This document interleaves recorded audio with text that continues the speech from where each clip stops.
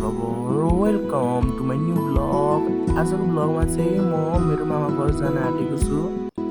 मेरो मामा घर जाँदाखेरि के हुन्छ सब तपाईँहरूलाई देखाउन चाहन्छु। यो ब्लगमा अन्तिमसम्म हेरेर मनोरञ्जन लिइदिनु होला।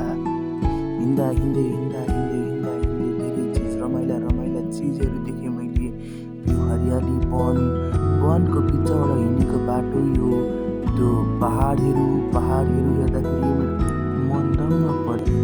अङ्कलसँग गफ गर्दै जाँदैछु म टेम्पोमा जानको बेग्लै मजा हुन्छ। बेग्लै मजा हुँदाहुँदै म हिँडिरहेको थिएँ जङ्गलहरूमा धेरै पशु पक्षीहरू पनि देखेँ, तर क्यामेरामा देखाउन सकिनँ। यो हरियाली वन तराईबाट झरेको यो पहाडमा यस्तो वन हेर्दाखेरि म त दङ्गै परेँ नि। तर जोस रमाइलो छ। अब हिँड्दै गएँ टेम्पोमा। अब क्यामेरा नराम्रो भएको कारणले अलिअलि देखाउन पाएँ। धेरै सेक पनि भएको छ यो camera, do not mind, okay. यस्तै हो। अब हिँड्दै थियौँ, रमाइलो बाटो, एकदम भिरालो बाटोमा हिँड्दा कतिखेर पुगिने त्यो पनि थाहा छैन। कोशी देखियो। यो कोशी चाहिँ हाम्रो बोर्डर हो। कुनको बोर्डर भन्दाखेरि उदयपुर जिल्ला र खोटाङ जिल्लाको बोर्डर पऱ्यो यो कोशी हेर्दाखेरि म कतिखेर कोशीमा पुगौँ जस्तो भइरहेको थियो। म हरियाली वन हेर्दै जाँदै थिएँ। धेरै भिरहरू रहेछ। भिरमा म यो भिर हेरेर म धेरै बेरसम्म चकित परेँ। कसरी बन्यो, जसरी बने पनि ठिकै छ। बन्नु त बन्यो, राम्रै बन्यो, ठिक छ। म यस्तो हेर्दै थिएँ। मेरो ध्यान मोबाइलमा होइन, क्यामेरामा होइन, पहाडतिर मात्रै थियो। म जाँदै थिएँ। मोबाइल झन्डै झऱ्यो, रमाइलो लाग्यो। यो बाटो चाहिँ एकदम सिन्धुलीको बाटो जस्तो रहेछ, तर सिन्धुलीमा कहिले गएको छुइनँ। यो पनि सिन्धुली जस्तै लाग्यो। सिन्धुलीको जस्तो बाटो हेर्दाखेरि जस्तो छ त्यस्तै छ, तर त्यहाँ पिच छ, यहाँ छैन, कच्ची बाटो छ। कोसीको भ्यू हेर्न नपाएर तडपिरहेको थिएँ। त्यसैमा एक झल्को मैले कोसीको भ्यू पाएँ, खुसी भएँ। कोसी हेर्दै थिएँ, एक्कासी कुकुरको झुन्ड आयो। यो झुन्ड धेरै ठुलै थियो, 5-6 जनाको। तर म केही पनि भनिनँ, चुप लाएर गएँ थिएँ। एउटा धारा देखेँ, बुहाटी धारा। गाउँहरू रहेछ यहाँ, टन्ने बस्ती। यस्तो पहाडमा किन बसेका होलान् अनिकालका भाँडाहरू। अब यस्तै रहेछ। जाँदैछु।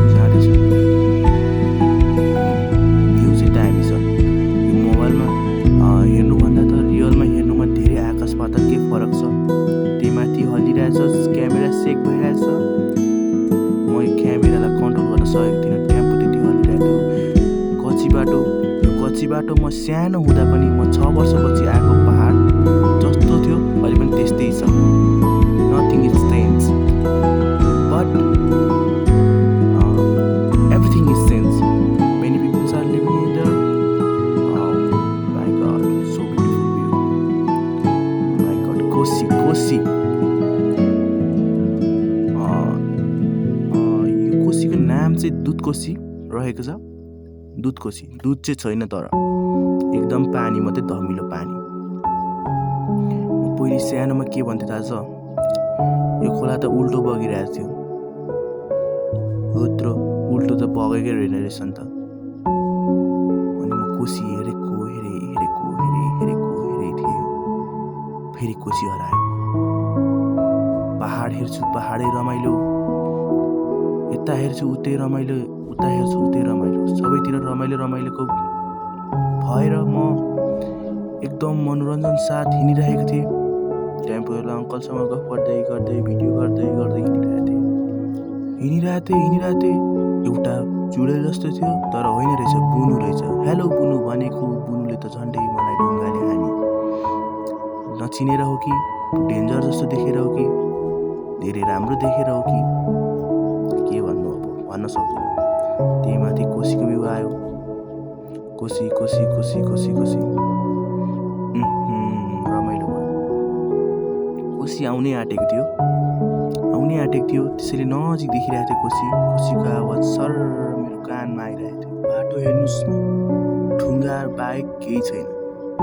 यस्तो ढुङ्गामा गाडी कुदाउँदाखेरि मान्छे सायद मोबाइल पनि हल्लिहाल्छ। केही छैन, हल्लिएकै भए पनि राम्रै आइरहेछ। केटाहरू पुरा जङ्गलमा निक्लेको पानी खाइरहेको रहेछ। हेर्दा हेर्दै पुल पनि आयो। पुलको नजिक आएर म झरेपछि म हिँड्दै थिएँ। यो पुल लगभग 40-50 वर्ष अगाडिको पुल होला। सबै पुलहरूमा खिया लागिसकेको रहेछ। अब यो पुल चाहिँ चौरण्डीगढीमा झन्डै परेको रहेछ।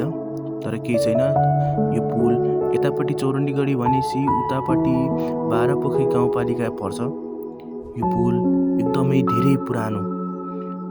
सायद मेरो मम्मी भन्नुहुन्थ्यो यो पुलबाट ओहोरदोहोर गर्थ्यौँ हामी सानोमा। नुनको भारी बोकेर जान्थ्यौँ, चामल बोकेर जान्थ्यौँ, आफूलाई चाहिने कुराहरू बेलटारको बजारबाट किनेर लग्थ्यौँ भन्नुहुन्थ्यो। ठिकै छ, धेरै पुरानो भइसकेको रहेछ। अनि यो के झुन्डेको भन्दाखेरि त अस्ति बाढी यहाँसम्म आइपुगेको रहेछ। राम्रो झन्डै पुल लगिनेछ। अनि म जाँदै थिएँ, पुल हल्लियो। हामी किन हिँडेको भन्दाखेरि टेम्पो चाहिँ यो पुलबाट तर्ने भएकोले डरले हामी हिँडेको। यो कोसी निकै ठुलो छ। लगभग खोटाङ जिल्ला वरिपरि घुमेरै आउँछ होला। ठुलो छ यो कोसी। गएर लास्टिङमा सप्तकोशीमा मिल्ने हो। म पुल हेर्दै थिएँ, कहिले पुलै हेर्न नपाए जस्तै। यो भाइ चाहिँ 11मा पढ्दै 11को इक्जाम दिएर आयो रहेछ। मैले यसलाई गफ पेल्दै म 12मा पढ्छु भनेर। अनि दाइ भन्दै आउँदैछ। टेम्पो छिर्दैछ पुलबाट। मजा आइरहेछ, मजा एकदम पुरा। कपाल हेरेर कपाल ठिक छ। चिगम खाँदै म क्याप लगाएर चलेँ। अब पुल हल्लिरहेको थियो टेम्पोले गर्दा। डरले म मुनितिर हेर्दै मुनि सायद बाढी आए जस्तो थियो। अलिअलि धमिलो, नत्र यो पानी निलो हुन्थ्यो सदा। आज धमिलो देखेँ। हिँड्दै मैले यस्तो चिज देखेँ। बुट्टी, बाबाजीको बुट्टी टन्ने फल्या रहेछ यहाँ। अब यो पुलको एन्ड हामी बाह्रपोखरी नगरपालिका छिरिसक्यौँ। गाउँपालिका छिरिसक्यौँ। यो बाह्रपोखरी गाउँपालिकाको भ्यू बियोर टन्ने खाँदो रहेछन्। हामीले कहिले नसुनेको बियोर बाइसन, टाइसन अनि 5000 जस्ता धेरै नराम्रा खाद्यजनक पदार्थहरू भेटियो। तर यो बियोर कहाँबाट ल्यायो? मसँग त्यही आइडिया थिएन। तपाईँहरूलाई थाहा छ भने कमेन्ट गर्नु होला कृपया। अनि हामी टेम्पोको इन्जिन धेरै तातेकोले, अब धेरै उकालो चढ्न गएकोले हामीले टेम्पो सेलामा राख्यौँ आधी घन्टा। यो बुढो बाजे हेर्नुहोस्, यताका बुढापाकाहरू पनि धेरै तागतिला हुन्छन्। धेर त बोकेको छैन, 20 किलो जति बोकेर भारी जाँदैछन्। कुकुरले हामीलाई नयाँ देखेर हामीलाई हेरेको थियो। हेर्नुहोस् पहाड रमाइलो छ। ल अब हामी गाडी सेलाइसक्यो। अब हामी चढ्यौँ गाडीमा। कालो कुखुरा, चाइनिज कुखुरा जस्तो भन्ने हामीले अनुमान गऱ्यौँ। अनि हामी हिँड्यौँ। अब टेम्पोमा चढेर लाग्यौँ। यता हाम्रो एउटा भाइ छ। यो भाइ मस्त चिलमा 11 इक्जाम दिएर आएको अरे। मैले उल्लु बनाइदिएको है। म 12मा पढ्छु भनेर म जाँदै थिएँ। ल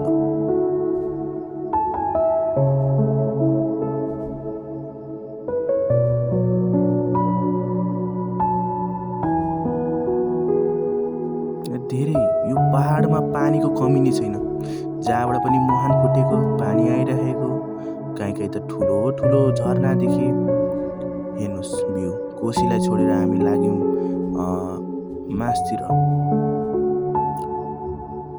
खोटाङ भन्ने ठाउँ हाम्रो गन्तव्य थियो। हामी लाग्यौँ पहाडहरू हेर्दै। पहाडहरू धेरै सुन्दर पहाडहरू थिए। हिमाल त देखिँदैन, तर अलिक टाढा गयो भने देखिन्छ। हिमाल त देखिँदैन। यही पहाड मेरो रमाउने हो। पहाड हरियाली पहाड थियो। मान्छे नबसे नेपाली नपुगेको ठाउँ कहीँ रहेछ जस्तो पनि ठाउँमा बसिरहेछन्। खाना पिउन गाह्रो हुने ठाउँमा पनि बसिरहेछन्। ठिक छ, तर हामी हेर्दै हेर्दै गयौँ, रमाइलो भयो।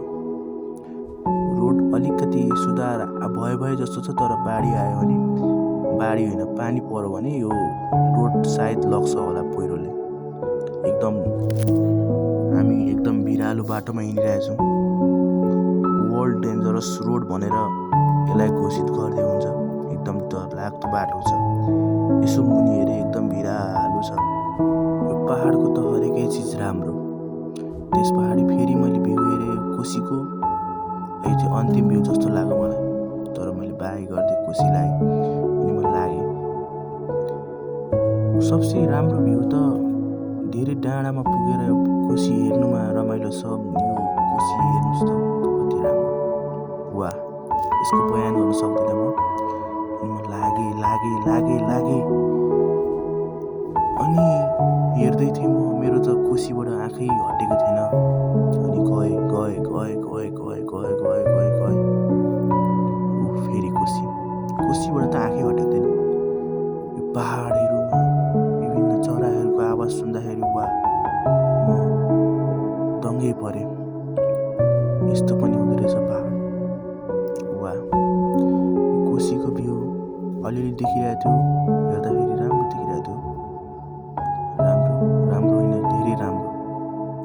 गयौँ अनि लास्टिकमा यो भ्यू हेर्नुहोस् त, वाह। यस्तो ठाउँमा आएर हाम्रो अङ्कलको मोबाइल हरायो कि हामीले त्यहीँ छोडेर अङ्कल मोबाइल खोज्न जानुभयो, त्यहाँ पुगेर राखेर। भ्यू हेर्नु न, भ्यू पछाडिको, वाह। मान्छे नराम्रो भए पनि तर भ्यू चाहिँ राम्रो छ। अनि म एकछिन विश्राम गरेँ, भ्यू हेर्दै, वाह, क्या सुन्दर, क्या दामी, वाह। पछि कमाउने भयो भने सायद म यतै घर बनाउँछु होला। यो एकदम राम्रो छ, हरेक चिजको सुविधा भएको। गाडीमा गाडी, पानीमा पानी, हावामा हावा, मौसममा मौसम, हरेक चिज। सायद भगवानले बनाउँदाखेरि यो ठाउँमा केही कमी कमजोरी राखेनन्। हरेक चिजको सबै सुखै सुख। उता माथि एउटा स्कुल रहेछ, त्यहाँ विद्यार्थीहरू पढेर आउँदो रहेछ, धेरै माथि। पढाइको लागि चाहिँ दुःख छ, यहाँ गाह्रो छ। म भ्यू हेरेको भयो।